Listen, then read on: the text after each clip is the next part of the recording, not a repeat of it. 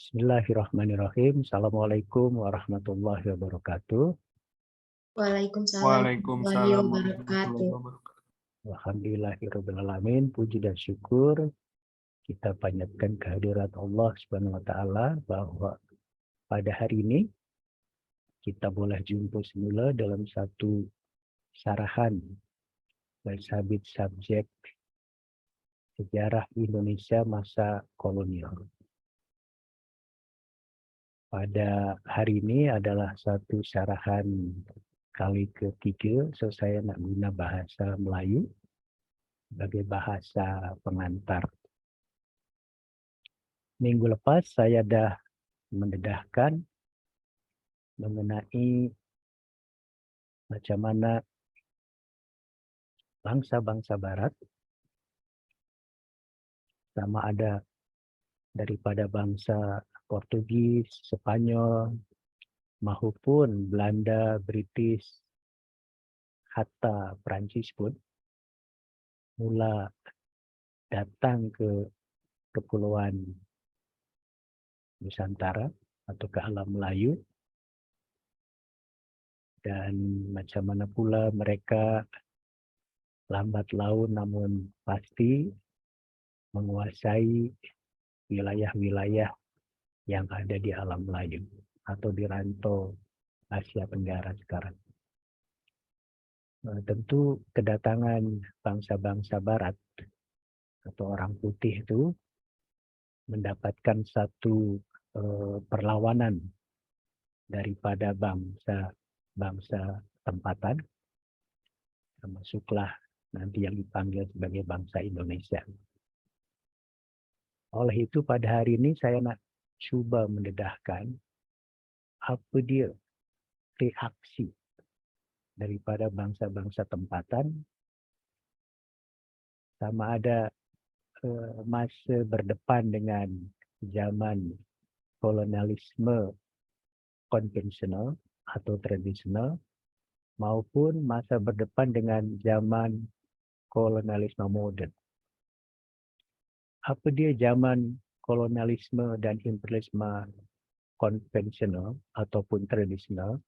Adalah satu kolonialisme atau imperialisme yang memiliki hala tuju ataupun matlamat ataupun objektif setakat nak mencari apa yang dalam slogan katanya bangsa-bangsa Portugis atau Spain 3G, 3G, yaitu glory, gospel, dan God, ya, God, glory, gospel, yaitu mereka nak mencari, nak mengenal pasti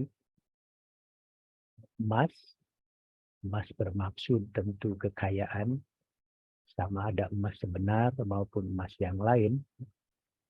Dan emas sebenar tentu banyak wujud di dunia timur, termasuklah di Indonesia, termasuklah di kawasan-kawasan lain di Asia, di Afrika dan Latin Amerika.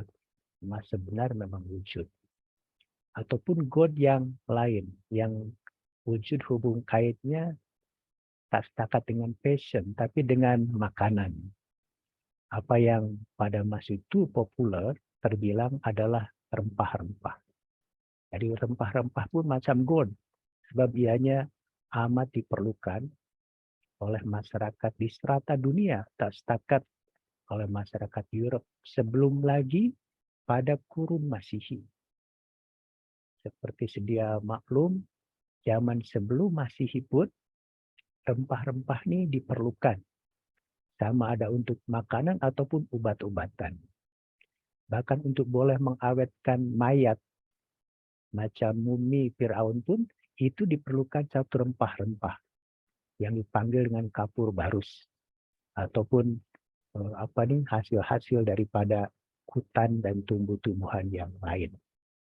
Jadi God di sini tak setakat God dalam makna sebenar yaitu emas, tapi adapun bermaksud adalah rempah-rempah. Dan pusat rempah-rempah dunia pada masa itu memang ada di sekarang namanya Indonesia, Dulu orang namanya Hindia. Karena Hindia tuh selalunya ada hubung kaitnya dengan India, maka kawasan Nusantara ini dipanggil Hindia Belakang atau Hindia Timur. Bila tengok dari Eropa lah ya. Dan apa pasal kawasan ini dipanggil Hindia Timur atau Hindia Belakang? Pasal budaya dan agama yang dominan di kawasan yang sekarang dipanggil Indonesia ataupun Nusantara ini memang wujud bertapak tamadun ataupun agama Hindu dan Buddha daripada India. Oleh itu sebelum kawasan ini menjadi Indonesia pada tahun 1920-an, sebelumnya selalu dipanggil Hindia Belakang, Hindia Timur, atau Hindia Belanda. Masa Belanda dah menguasai kawasan Nusantara ini. Itu God, makna God, maksud God yang sebenar. Yang kedua, gospel. Gospel ini adalah satu motivasi, satu matlamat pun macam mana agama Kristen, sama ada Kristen Katolik ataupun Protestan ataupun varian-varian yang lain boleh disebarkan kepada masyarakat antar bangsa di serata dunia. So ada misi agama. Apa pasal misi agama ini wujud daripada bangsa-bangsa Eropa yang datang ke serata dunia. Ekoran pusat daripada tamadun dunia, yaitu bandar Konstantinopel di Turki, diduduki oleh kaum Muslim, oleh Kesultanan Turki Utsmani. Dengan jatuhnya Konstantinopel, tentera atau askar Turki Utsmani pada 1454 maka jalan dari dunia timur menghala ke dunia barat disekat ataupun ditutup oleh askar Turki Utsmani. Sehingga aliran barang, aliran modal daripada dunia timur termasuklah rempah-rempah tak boleh terus menghala ke dunia barat. Sehingga ini menjadi satu cabaran, menjadi satu tantangan bagi dunia barat. Macam mana boleh mencari terus pusat God yang dipanggil rempah-rempah itu terus di pusat dunia, yaitu di Hindia. Dan pada masa itu teknologi pelayaran, teknologi perkapalan, astronomi dah berkembang, termasuklah ada satu paradigm baru, satu keyakinan baru bahwa dunia ini bulat, dunia ini bundar, sehingga bila seseorang berlayar menghala ke hala barat, dia nak boleh balik semula dari hala timur. So ini adalah satu perkembangan daripada geografi ataupun astronomi mengenai bentuk dunia, bentuk bumi. Sehingga walaupun bandar Konstantinopel direbut oleh askar Turki Utsmani, sehingga negara-negara ataupun bangsa-bangsa Eropa yang diterajui oleh dua superpower pada kurun ke-15, 16, 17 Masehi, yaitu Portugis dan Spanyol, mereka mengadakan satu perundingan dan satu perjanjian untuk mencuba membagi dunia ini menjadi dua dengan kuasa mereka masing-masing. Yaitu dunia timur nak dikuasai oleh Portugis, manakala dunia barat nak diterajui oleh Spanyol. Sehingga nanti kerajaan Spanyol dia nak mencoba mencari rempah-rempah, termasuk nak mengamalkan 3G, God, Coesfeld dan Glory itu menghala ke barat, manakala Portugis nak mengamalkan 3G, Gold, Coesfeld dan Glory itu menghala ke timur. Inilah satu kurun, satu masa, satu period yang kita panggil dalam sejarah Europe modern sebagai zaman penjelajahan samudera, yang sememangnya dimotivasi atau memiliki hala tuju matlamat untuk mengamalkan 3G, Gold, Coesfeld dan Glory. Itulah ciri daripada imperialisme, kolonialisme konvensional ataupun tradisional. Manakala kolonialisme dan imperialisme modern dimulakan pada kurun ke-18 dengan negara superpower yang baru, yaitu sekarang diterajui bukan lagi oleh Spain maupun oleh Portugis, tapi sekarang dah mulakan superpowernya adalah British, Belanda. Dan kolonialisme, imperialisme modern ini sekarang hala tuju motivasinya bukan lagi 3G. Ada unsur 3G-nya, tapi tak ketara. Apa yang penting adalah sekarang dimotivasi oleh satu peristiwa kritikal di Britain sendiri, di British sendiri, yaitu apa yang dipanggil dengan revolusi industri. Satu revolusi di mana kerja-kerja yang biasa dilakukan oleh manusia ataupun oleh hewan sekarang dibantu, ditolong oleh engine, oleh mesin, sehingga produktivitinya menjadi sangat melimpah.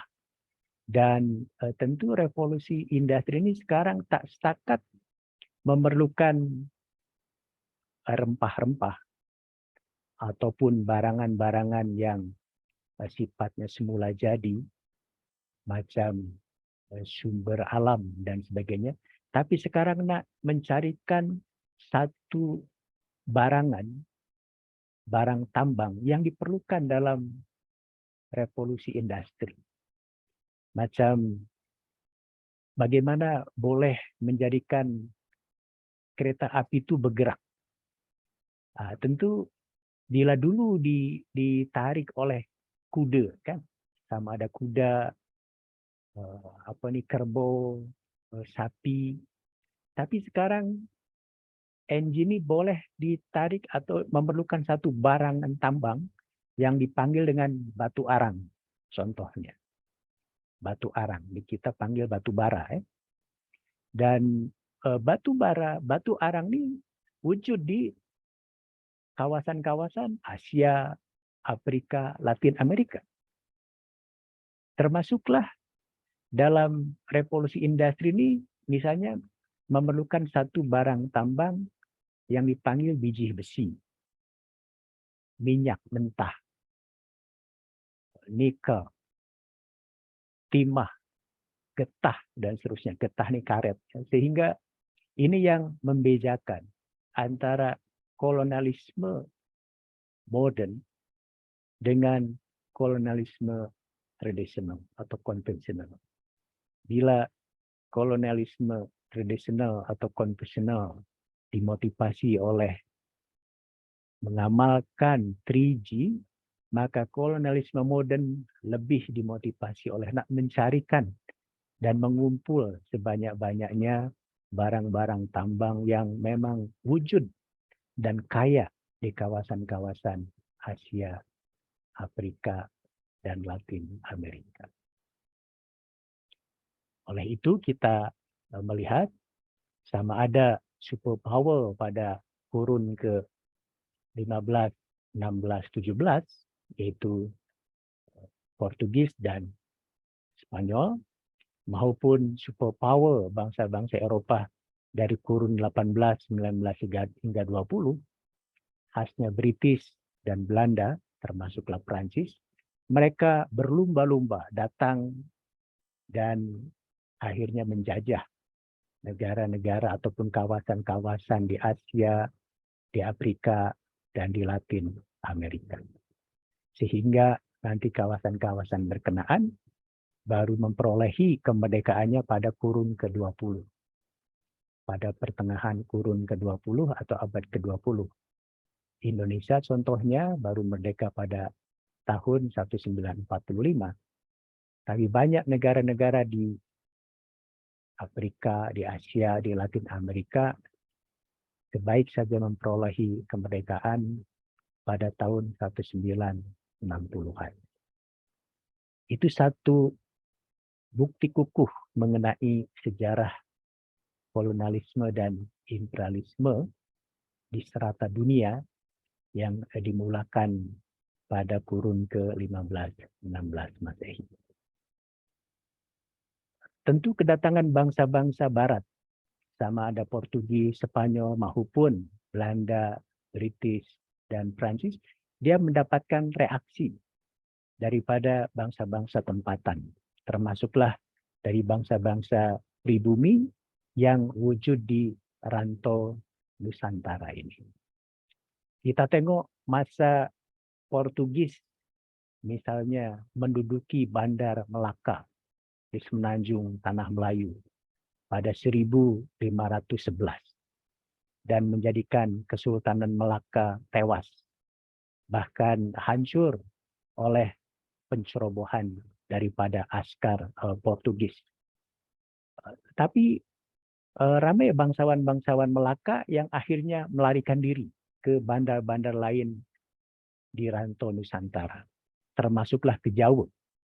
Sehingga walaupun Melaka sebagai pusat persebaran Islam di rantau Asia Tenggara tewas kepada askar Portugis, tapi Islam semakin berkembang. Sama ada di bandar-bandar di Jawa, di Sumatera, di Kalimantan, Sulawesi, hingga ke Maluku. Jadi orang kata ada macam blessing in disguise. Ada macam berkah di sebalik musibah. Sebab dengan kedatangan bangsa-bangsa Barat, khasnya Portugis yang memang bermotivasikan 3G tadi, nak mensebarkan agama Kristen, maka menjadikan masyarakat tempatan yang dah Muslim di kawasan Nusantara ini memberikan satu reaksi, memberikan satu perlawanan. Termasuklah ketika Portugis ke Maluku 1 tahun berikutnya, yaitu 1512. Nak mencuba mencari terus rempah-rempah di pusatnya, yaitu di Maluku. Portugis berdepan dengan 2 kerajaan penting yang ada di Maluku, yaitu Kesultanan Ternate dan Kesultanan Tidore. Ditambah lagi datang pun pada kurun masa itu bangsa Spanyol. Akhirnya Portugis dan Spanyol pun dia macam membagi kuasa, bila dalam perjanjian sebelumnya dia membagi dunia menjadi 2, dunia barat, dunia timur. Sekarang memandangkan mereka bertemu lagi di Maluku, mereka menganjur lagi satu perjanjian Saragossa atau Tordesillas, ya, yang mencoba membagi dunia itu menjadi 2, yaitu Spanyol menguasai dunia utara, yang nanti Spanyol nak menguasai Filipina, dan Portugis nak menguasai dunia selatan, yang nanti Portugis bertapak di Kepulauan Timor, bagian timur.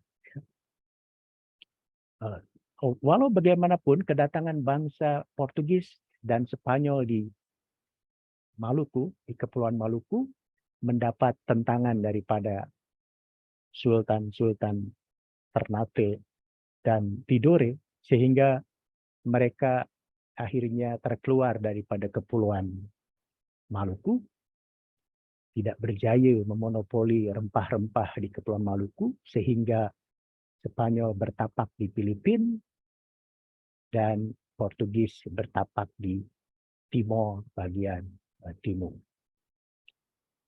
Jadi bila kita tengok bangsa barat dan superpower pada kurun ke-15, 16, 17 khasnya bangsa Portugis dan bangsa Spanyol, dia kesannya, pengaruhnya tak begitu kuat di Indonesia, memandangkan setakat berjaya menakluki Bandar Melaka untuk Portugis, tapi tak berjaya sepenuhnya menguasai pusat rempah-rempah di Maluku, sama ada Portugis maupun Spanyol.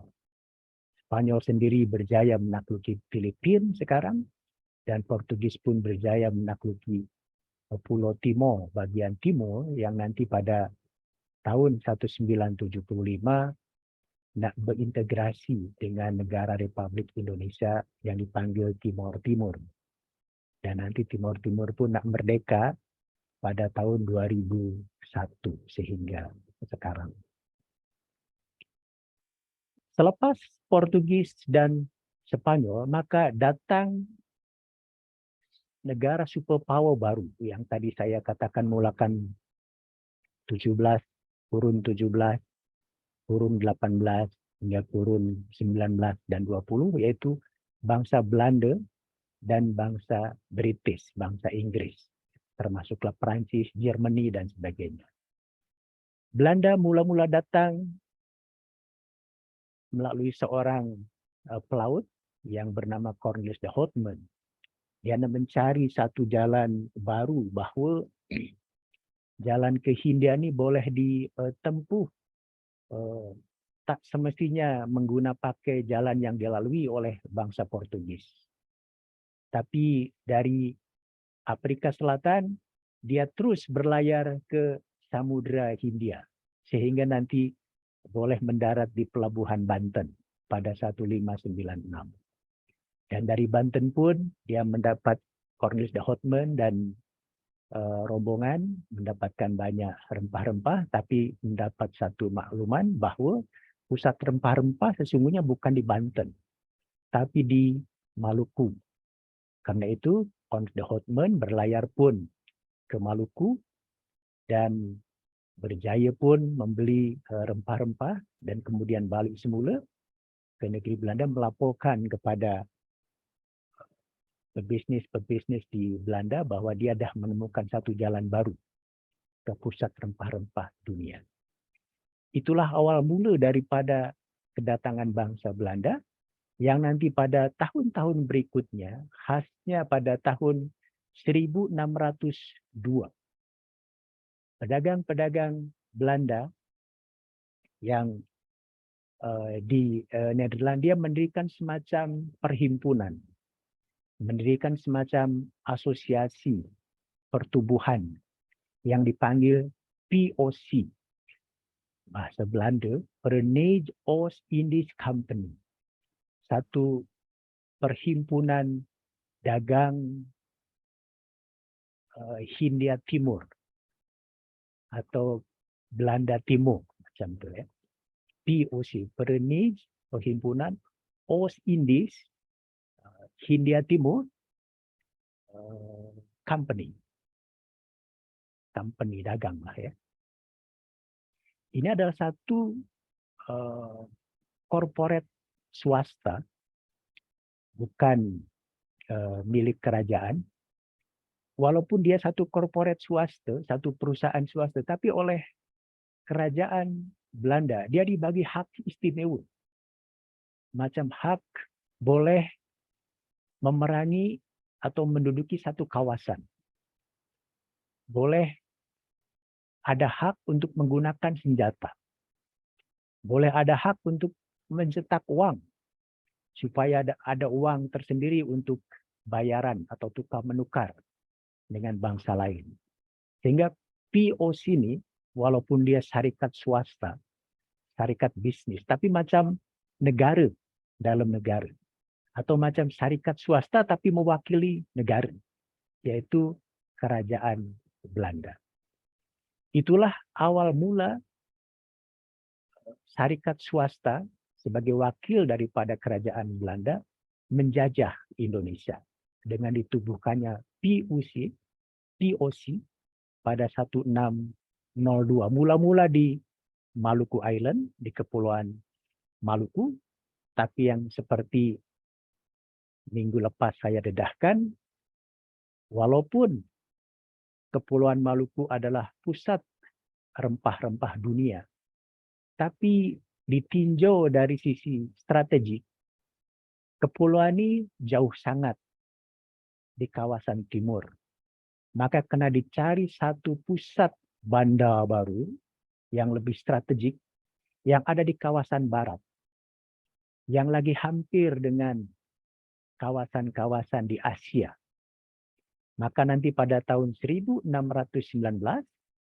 seorang gubernur jenderal Belanda, POC, yang bernama Jan Pieterszoon Koen, dia nak menumbuhkan satu bandar baru di Jawa yang lebih strategik, yang dulu dipanggil Batavia atau Jayakarta. Jadi Jan Pieterszoon Koen adalah pengasas daripada Bandar Jakarta, sebab dia mendapatkan satu tanah daripada Kesultanan Banten untuk bertapak di kawasan Sunda Kelapa, yang nanti ditukar namanya menjadi Batavia oleh Jan Pieterszoon Koen. Dan konteks Jan Pieterszoon Koen memperolehi satu kawasan bandar di Sunda Kelapa daripada Kesultanan Banten karena ianya adalah menengok satu persaingan di antara dua kesultanan di Jawa yang besar pada masa itu dan terbilang, yaitu Kesultanan Banten di Jawa bahagian barat dengan Kesultanan Mataram di Jawa bagian tengah, di Jawa bagian timur. So persaingan di antara dua kesultanan di Jawa ini, Kesultanan Mataram dan Kesultanan Banten, telah memberi satu peluang, satu laluan kepada POC untuk bertapak di Sunda Kelapa, di Batavia, dan mengembangkan kuasanya secara perlahan namun pasti dalam periode-periode selanjutnya. Dan semasa POC bertapak di Indonesia pun, sehingga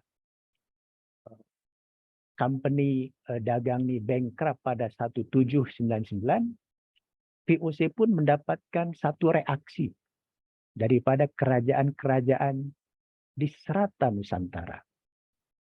Tadi saya dah mendedahkan, POC masa di Maluku pun mendapatkan satu reaksi, satu penentangan daripada Kesultanan Ternate dan Tidore. Apa yang dilakukan oleh POC supaya berjaya mengatasi ataupun berjaya menakluki kerajaan-kerajaan yang memberikan reaksi atau perlawanan kepada mereka adalah dengan cara memanfaatkan, kalau bukan persaingan di antara kerajaan-kerajaan itu sendiri, selalunya adalah wujud satu masalah besar dalam sistem kesultanan, sistem kerajaan di Indonesia, tak setakat di Indonesia, di serata dunia, yaitu satu proses suksesi, satu proses pertukaran kuasa dari raja kepada putra mahkota selalu tidak berjalan secara licin, secara mulus. Selalu wujud satu intrik, bahkan satu perbalahan, satu internal konflik, satu konflik dalaman. Konflik dalaman antara raja dengan putra mahkota ini nanti nak dimanfaatkan oleh VOC, tak setakat VOC, tapi oleh bangsa-bangsa lain, British, Perancis, Jerman pun serupa, nak mencoba memanfaatkan kelemahan dalam pertukaran kuasa pada kerajaan-kerajaan ataupun kesultanan-kesultanan Muslim di serata dunia. Itulah yang berlaku di Maluku, sebab di Kepulauan Maluku antara Kesultanan Ternate dan Tidore juga bersaing. Bahkan dalam proses suksesi ataupun pertukaran kuasa pun di antara Kesultanan Ternate dan Kesultanan Tidore pun kerap menimbulkan satu masalah, dan itu yang menjadikan POC atau bangsa Belanda berjaya mengatasi dan menguasai kawasan berkenaan. Termasuklah ketika POC mendapatkan satu saingan dari Kesultanan Makassar, Kesultanan Goa Talo pada kurun ke-17 Masehi. Kesultanan Makassar yang kuat pun akhirnya coba ditewaskan oleh POC dengan memanfaatkan kuasa-kuasa tempatan lain yang menjadi pesaing daripada Kesultanan Makassar, macam Kesultanan Bone. Sehingga wujudlah satu perang Makassar yang mana Kesultanan Makassar dipimpin terus oleh Sultan Hasanuddin, manakala POC dipimpin oleh seorang tentera atau askar Belanda, Cornelis Pilman, sekarang dibantu ditolong oleh seorang raja daripada Bone, yaitu Arung Palaka.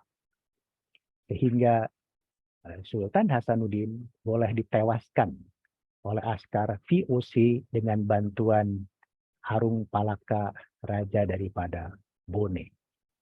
Jadi cara atau gaya ataupun helah politik POC dalam menakluki kesultanan di serata Nusantara adalah menggunakan dua cara tadi. Yaitu pertamanya memanfaatkan konflik di antara kesultanan sendiri, di mana antara satu kesultanan dengan kesultanan lain kerap kali bersaing, macam Mataram Islam dengan Banten di Jawa, Ternate dan Tidore di Maluku, ataupun Makassar dengan Bone di Sulawesi Selatan, termasuklah di Sumatera nanti. Macam Kesultanan Aceh dengan Kesultanan Johor, Kesultanan Pahang, dan seterusnya. Jadi itu cara yang digunakan oleh POC sehingga perhimpunan dagang swasta milik Belanda yang dah diberi kuasa istimewa oleh kerajaan Belanda ini sekarang memiliki satu wilayah kekuasaan yang luas di serata Nusantara. Dan bagi kesultanan ataupun kerajaan yang berjaya di taklukan, tentu POC menguasai terus kesultanan atau wilayah kesultanan berkenaan. Tapi bila kesultanan itu memang kuat, tak boleh ditewaskan, maka yang dilakukan oleh POC adalah dia macam menempatkan seorang duta besar sekarang, atau seorang perwakilan yang dulu selalunya dipanggil residen. Jadi macam di Jawa, sama ada di Kesultanan Mataram maupun Kesultanan Banten, memandangkan dua kesultanan ini kuat dan tak boleh ditewaskan secara terus oleh POC, maka POC menempatkan residen sebagai wakilnya, sama ada di Mataram maupun di Banten. Sehingga cara menjajah ataupun cara menguasai daerah-daerah di Indonesia itu berbeza-beza, terpulang kepada sama ada kesultanan ataupun kerajaan berkenaan kuat atau lemah. Tentu memandangkan setiap kesultanan dan kerajaan itu memiliki kelemahan dalam hal pertukaran kuasa, khasnya adalah pertukaran dari sultan kepada putra mahkota, dari raja kepada putra mahkota. Maka bila putra mahkota ini adalah seorang calon raja yang lemah, POC nak menyokongnya. Sebab sultan yang lemah, sultan yang kurang bertegas, tentu mudah diatur oleh POC.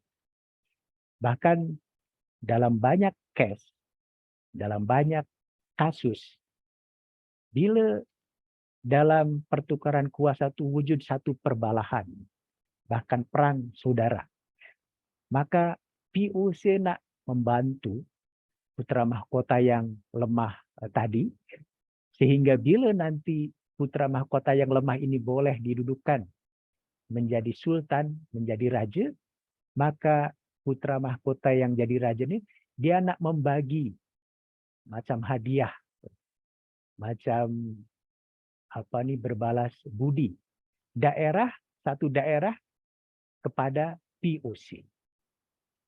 Inilah yang berlaku pada Kesultanan Mataram atau Kerajaan Mataram, yang mana pertukaran kuasa daripada Sultan Agung kepada Amangkurat I, bahkan daripada Amangkurat I ke Amangkurat II, telah menimbulkan satu kekacauan, sehingga Amangkurat II dia mahukan pertolongan daripada POC untuk mengatasi bantahan dan pemberontakan dari Pangeran Trunojoyo. Sehingga selepas dan sebaik saja pemberontakan itu boleh ditumpas oleh Amangkurat II, dia membagi wilayah Mataram, yaitu di Priangan, di Jawa bagian barat, kepada POC. Jadi wilayah Priangan, Bandung, Sumedang, Ciamis, Tasik, Garut, dan seterusnya, itu adalah wilayah Mataram yang dibagi terus kepada POC, sebab POC berjaya membantu Amangkurat I dan Amangkurat II dalam mengedepani pemberontakan ataupun bantahan-bantahan dari penguasa-penguasa tempatan. Termasuklah daripada Pangeran Trunojoyo daripada Madura. Jadi itulah cara, kaedah, dan gaya POC dalam menakluki ataupun menguasai kerajaan-kerajaan ataupun kesultanan-kesultanan di serata Indonesia. Termasuklah di Aceh, di Sumatera, termasuklah juga di Sulawesi, termasuklah juga di Jawa, sehingga POC mengalami bankrupt pada tahun 1799. Ekoran begitu banyak modal, begitu banyak uang yang dikeluarkan dengan pentadbiran, dengan kos pentadbiran yang begitu luas di Nusantara, sehingga POC dah tak boleh lagi memberikan peruntukan bagi kos yang begitu besar wilayahnya di serata Nusantara. Walaupun wujud juga satu case bahwa bankrupt ini tak setakat memang kosnya, biayanya lebih besar untuk mentadbir kawasan-kawasan yang dah ditakluki di alam Melayu, di Nusantara, tapi juga ada case rasuah, korupsi dalam korporat swasta ini, sehingga itu pun menjadi salah satu faktor terjadinya bankrupt VOC. Selepas VOC bankrupt, tentu sebagai satu perusahaan swasta yang mewakili negara, maka semua kapital, semua modal, semua sumber daya yang dah dimiliki oleh VOC diserah terus kepada kerajaan Belanda. Sehingga walaupun VOC bankrupt, tapi legasinya, warisannya diserahkan langsung kepada kerajaan Belanda. Di Europe sendiri khasnya memulakan kurun ke-18 wujud satu peperangan yang luar biasa.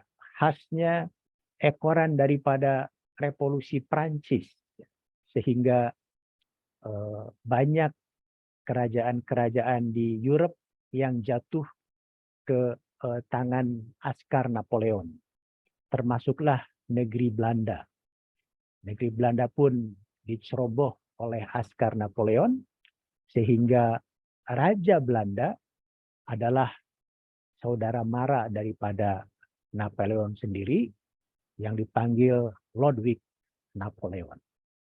Nanti masa Belanda dikuasai oleh askarnya Napoleon daripada Prancis ini, nanti Ludwig Napoleon dia nak mengutus seorang macam gubernur jenderal untuk mentadbir bekas kuasa VOC di Hindia Belanda, termasuklah di Jawa.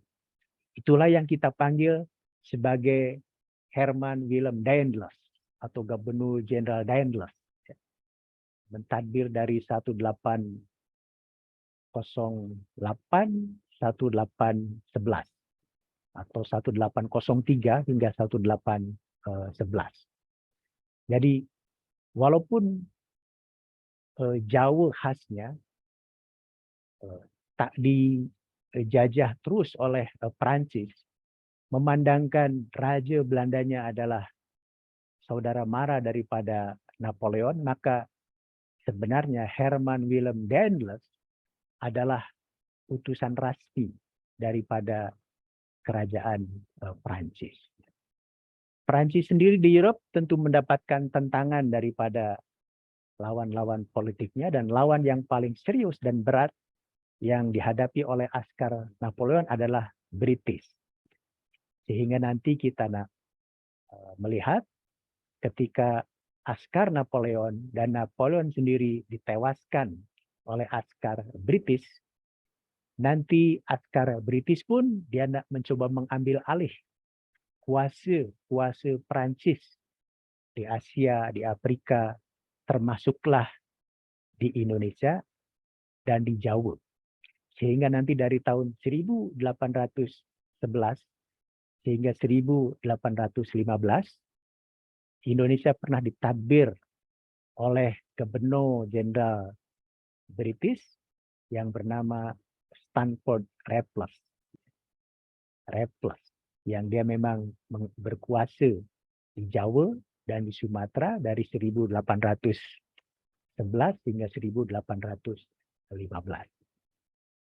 Dan seperti yang dah saya maklumkan, selepas askar Napoleon di Europe tewas kepada gabungan askar-askar daripada British, Belanda, dan negara-negara yang lain, maka dianjurlah satu rundingan baru di Eropa yang dipanggil sebagai Convention London, ya, atau persidangan di London pada 1824, di mana negara-negara atau bangsa-bangsa penjajah Europe sekarang nak membagi kuasa kepada daerah-daerah jajahannya di Asia, di Afrika, dan Latin Amerika. Khasnya di alam Melayu ataupun di Nusantara, antara British dan Belanda berasaskan kepada Convention London atau persidangan London, maka wujudlah satu teritori, satu sempadan, satu batas-batas kuasa, sama ada ini milik Belanda maupun milik British secara lebih jelas daripada tahun 1824 sehingga sekarang ini. Oleh itu, kita boleh memahami mengapa Kalimantan, walaupun dia satu pulau, tapi berasaskan kepada Convention London, perjanjian atau perundingan London 1824, maka tidak semua pulau Kalimantan itu masuk dalam wilayah jajahan Belanda maupun Inggris. Tapi Kalimantan Utara, wilayah Sarawak, Sabah, Brunei, masuk ke dalam kuasa jajahan British, manakala bakinya Kalimantan Selatan, Barat, Tengah, Timur masuk ke dalam wilayah kuasa Belanda. Begitupun antara semenanjung Tanah Melayu dengan Pulau Sumatera. Dua pulau yang sesungguhnya memiliki satu tamadun budaya yang serupa, yaitu budaya Melayu. Tapi berasaskan kepada rundingan London, Convention London 1824, maka dua kepulauan yang memiliki tamadun peradaban yang serupa Melayu ini dibagi dua pun. Sumatera masuk ke dalam wilayah kuasa Belanda dan semenanjung Tanah Melayu masuk ke dalam kuasa British. Jadi itulah mulanya satu sistem penjajahan modern, dah mula masuk ke sistem penjajahan modern. Ekoran telah berlaku satu revolusi industri sebelumnya di British, sehingga memberikan satu kesan sama ada kepada Belanda maupun British dalam mentadbir, termasuk juga dalam menguruskan daerah-daerah jajahannya di Nusantara. Sekarang masa British dan masa Belanda, mulakan kurun ke-19, tak setakat nak mencarikan rempah-rempah ataupun masih ada pun God, Glory, Gospel, tapi tak ketara macam Spanyol dan Portugis. Tapi sekarang lebih ditumpukan kepada barang-barang tambang. Sama ada minyak, sama ada karet itu getah, ya, getah, timah, bauksit, biji besi yang sangat diperlukan bagi negara-negara Europe yang memang tengah mengalami proses industrialisasi. Soalannya sekarang adalah macam mana reaksi daripada bangsa-bangsa tempatan di Nusantara selepas POC bankrupt dan wujud satu penguasa baru yang dipanggil sekarang penguasa ataupun penjajah Belanda. Saya pikir apa yang dilakukan oleh penjajah Belanda serupa dengan apa yang dilakukan oleh POC. Jadi kaedah, cara yang digunakan oleh penjajah Belanda untuk menakluki ataupun menguasai, mendominasi kawasan-kawasan di Nusantara adalah mengikut kepada cara yang telah dilakukan oleh POC. Bila kesultanan ataupun kerajaan itu kuat, maka kena dicari pesaingnya supaya kerajaan itu menjadi atau kesultanan itu menjadi lemah. Ini, dan bila kerajaan atau kesultanan itu lemah dan tidak mau mengikut kepada arahan ataupun kemahuan pihak Belanda, maka kesultanan atau kerajaan itu boleh dimansuhkan, boleh dihilangkan supaya dikuasai terus oleh Belanda. Ini yang dilakukan oleh Belanda. Kita ambil contoh Mataram di Jawa. Mataram di Jawa pada kurun ke-19, pada abad ke-19, memang tidak berjaya ditakluki secara terus oleh Belanda. Tapi kerajaan penjajah Belanda berjaya memecah belah Kesultanan Mataram pertamanya menjadi dua, apa yang dipanggil dengan Kesultanan Yogyakarta dengan Kesultanan Surakarta. Sesungguhnya pecahnya dua Mataram ini sudah berlaku pada zaman TOC, yaitu melalui perjanjian Giyanti pada kurun ke-18. Tapi pada masa kerajaan Belanda lagi, dipecah lagi. Kesultanan Yogyakarta nanti dipecah menjadi dua. Ada Sultan Yogyakarta dengan gelaran Hamengkubuwono, dan ada Paku Alaman yang ditubuhkan pada 1913. Begitu juga dengan Kasunanan Surakarta. Dibagi dua pun, dipecah pun menjadi dua. Yaitu ada Kasunanan Surakarta dan ada Mangkunegaran. Jadi kepada kerajaan atau Kesultanan Mataram yang dulu satu kesultanan yang berjaya dan kuat, Belanda mencoba memecah sehingga ianya menjadi lemah. Manakala Kesultanan Banten, ekoran Bedegil dan tanah ikut dengan apa yang dimahui oleh kerajaan kolonial Belanda, dia dimansuh, dihapus secara terus, dan itu dilakukan oleh Daendels pada 1813. Jadi Kesultanan Banten, dia dimansuh, dihapus oleh Daendels pada 1813 sehingga sekarang. Nah, terhadap daerah-daerah yang dimansuh kesultanannya, termasuklah di Priangan, termasuklah di Sumatera yang lain, maka Belanda menempatkan birokrasinya, kaki tangannya, pegawai-pegawainya, daripada gubernur jenderal, residen, asisten residen, kontroler. Manakala daripada bupati dan perangkat ataupun kaki tangan ke bawahnya kekal ditadbir oleh golongan pribumi. Itulah cara, kaedah daripada penjajah Belanda mentadbir kawasan-kawasan yang ada di Nusantara.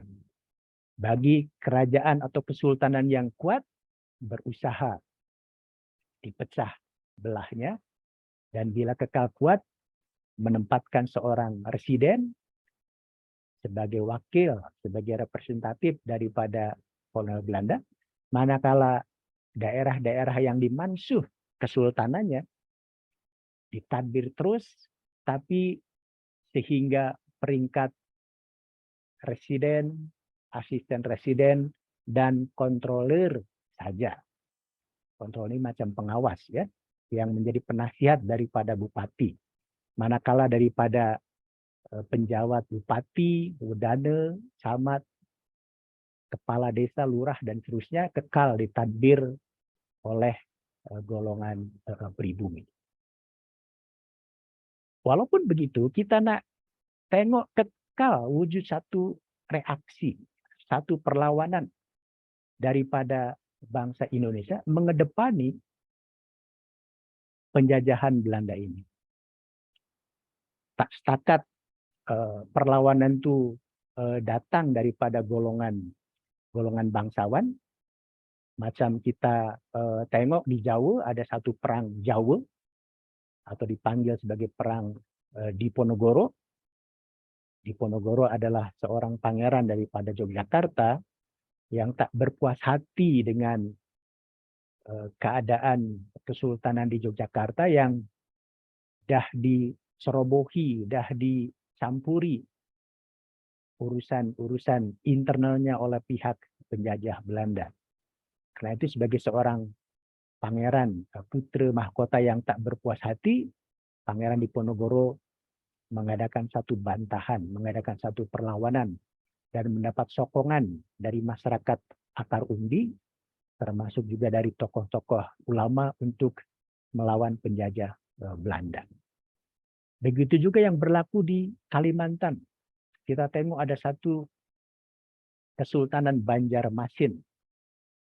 Kita tahu Kesultanan Banjarmasin di Kalimantan Tengah, Kalimantan Selatan, kaya dengan batu arang, kaya dengan batu bara, kaya juga dengan hasil hutan, balak, sehingga menjadikan Belanda sangat berkepentingan supaya bisa menakluki dan menguasai Kesultanan Banjarmasin. Kesultanan Banjarmasin akhirnya dapat ditakluki oleh Belanda, bahkan dimansuh pada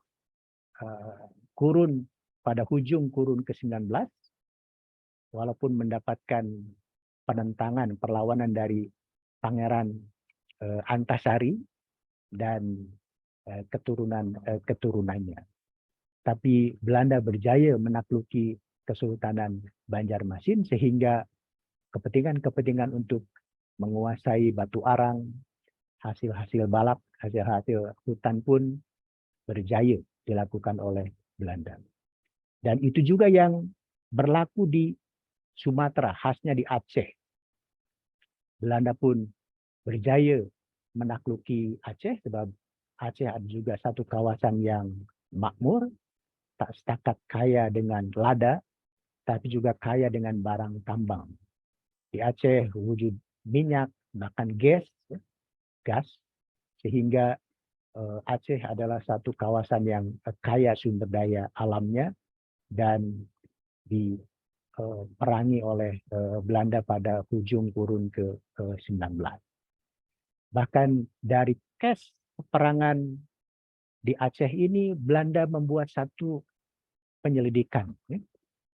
Sebab soalan kritikalnya adalah mengapa masyarakat Aceh begitu fanatik, begitu kuat mendapat sokongan atau perang Aceh begitu lama dan begitu fanatik, serta mendapat sokongan dari masyarakat akar umbi, dari para ulama Muslim, sehingga Belanda merasa perlu untuk membuat satu penyelidikan, dan penyelidiknya adalah seorang sarjana Belanda, Dr. Christian Snoekgroenje, membuat satu penyelidikan dan membuat satu rumusan, satu kesimpulan bahwa untuk boleh menakluki Aceh maka kena digunakan dua cara. Yang pertamanya kena dibedakan dalam memandang Islam itu antara Islam sebagai satu agama untuk ibadah saja atau Islam sebagai satu kekuatan politik. Mengikut pandangan Dr. Christian Snoekgroenje, bila Islam setakat sebagai agama ibadah saja, macam sembahyang, macam menunaikan zakat, puasa, pergi haji, maka kata Snoekgroenje, Islam yang macam ini tak boleh diperangi, tak boleh dihalang-halangi, bahkan kena disokong oleh kerajaan Belanda, supaya kerajaan Belanda mendapat simpati, mendapat sokongan dari umat Islam sendiri yang memang setakat nak mengamalkan Islam sebagai agama, sebagai ibadah saja. Jadi bila orang Aceh nak menunaikan ibadah haji, jangan dihalangi, bahkan kena difasilitasi. Boleh disediakan kapal laut, boleh dibagi kemudahan, jangan dihalangi, sebab itu Islam sebagai setakat agama untuk ibadah. Termasuklah bila membina masjid, bila perlu boleh dibantu oleh kerajaan Belanda supaya umat Islam ada simpati. Itulah Islam sebagai satu agama ibadah. Tapi kata Snoekgroenje, bila Islam ini sebagai satu kekuatan politik, itulah yang kena ditumpas. Itulah yang kena ditindas, sebab ini berbahaya. Saya pikir sadangan atau rekomendasi daripada Dr. Christian Snoekgroenje ini tak setakat berlaku bagi kerajaan Belanda, bahkan berlaku hingga sekarang. kerajaan-kerajaan di serata dunia yang majority warganya adalah Muslim, termasuklah di Indonesia, maka rekomendasi daripada Snuggerud ini terus diamalkan. Jadi menghadapi warga negaranya yang majority Islam karena menggunakan dua kaedah, dua cara yang dianjurkan oleh Snuggerud. So bila umat Islamnya sepakat untuk ibadah saja kena disokong, kena bagi kemudahan, jangan dihalang-halangi. Nak membina masjid, bagi sokongan. Nak naik haji, bantu. Tapi bila umat Islam nak mewujudkan satu negara Islam, nak mewujudkan satu tata kelola, tata pemerintah Islam, itu yang kena ditumpas. Itu pula saya pikir yang berlaku di Indonesia, sebab ketika Darul Islam, negara Islam Indonesia, ataupun apapun sekarang namanya Mujahidin Indonesia, apapun itu oleh kerajaan Indonesia serta-merta ditumpas dan tak setakat di Indonesia, di negara-negara lain pun serupa. Tapi bila umat Islam setakat nak mengamalkan agama sebagai ibadah, maka selalunya disokong oleh kerajaan berkenaan. Itu cadangan atau rekomendasi yang pertama. Yang kedua, kata Snuggerud, supaya umat Islami tak fanatik, tak memiliki satu giroh, satu semangat yang tinggi kepada agamanya, maka budak-budak atau anak-anak belia muda daripada Aceh itu kena dibagi satu sistem pendidikan sekuler. Satu pendidikan barat modern yang sekuler. Supaya rasa cintanya kepada Islam itu berkurangan. Dan khasnya budak-budak ataupun anak-anak dari golongan bangsawan itulah yang kena diperkenalkan dengan sistem pendidikan barat modern yang sekuler. Supaya nanti budak ini dia nak semakin jauh kepada nilai-nilai Islam. Itulah dua pendekatan yang digunakan oleh Snuggerud dalam melakukan penyelidikan dan memberikan satu cadangan, satu rekomendasi kepada kerajaan Belanda untuk menakluki Aceh.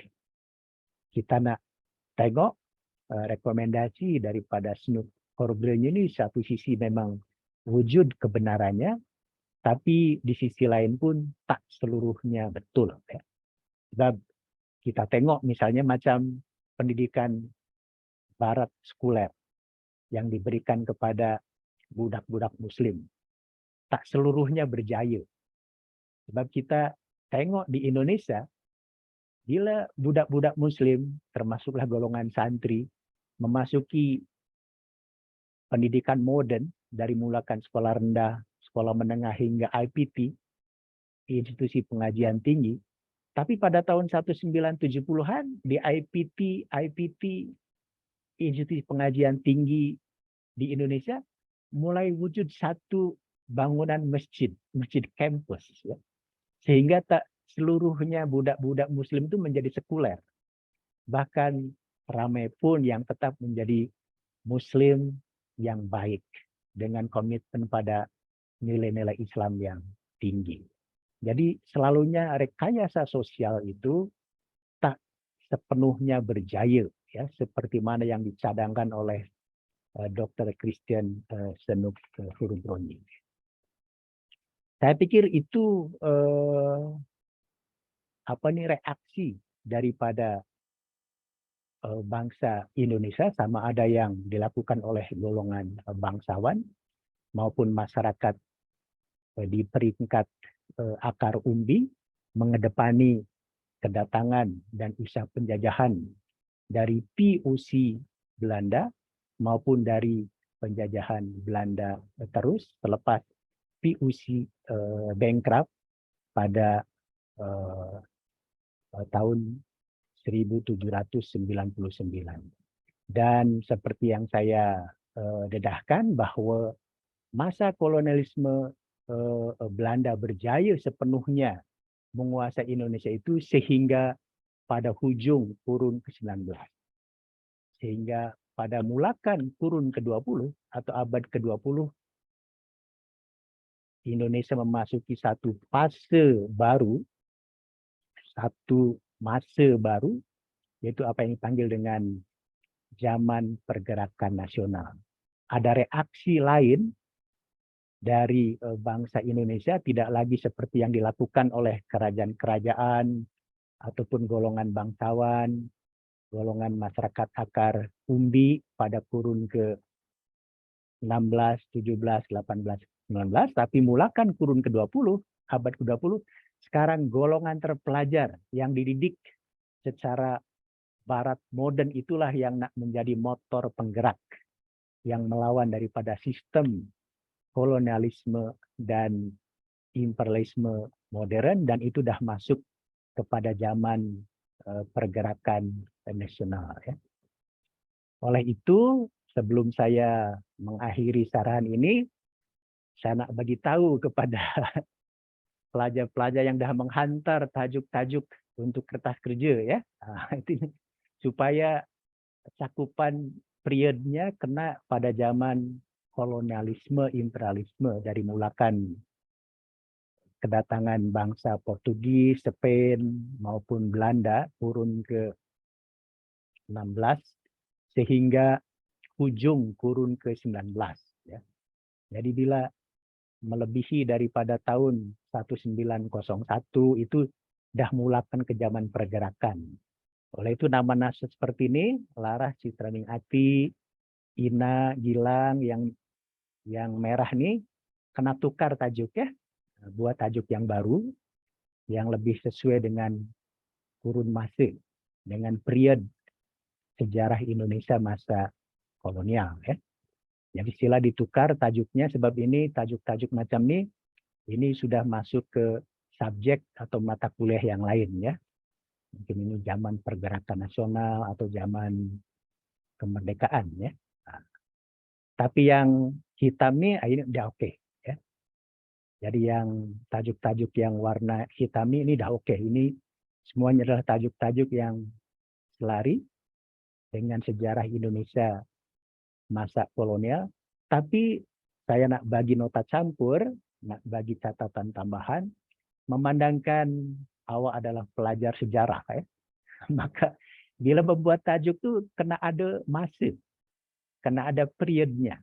Nah, jadi jangan macam pelajar sosiologi ataupun sains politik, ya. Jadi macam nih, masa kolonial Perancis di Hindia Belanda, Mita Nur Afifah, ya. Bila? Jadi kena ada masa, kena ada periodnya, ya. Jadi sama ada tahun ke atau period, ya. Sila dicampur, sila ditambah, ya.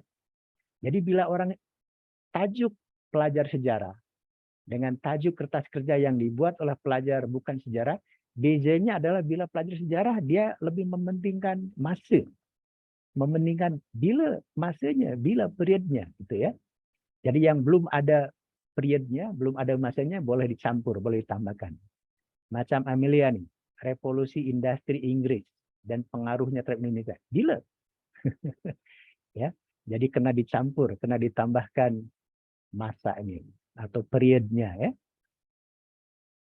Macam ini, Widya Putri, intelektual Kristen Minahasa versus kolonialisme. Bila? Ya.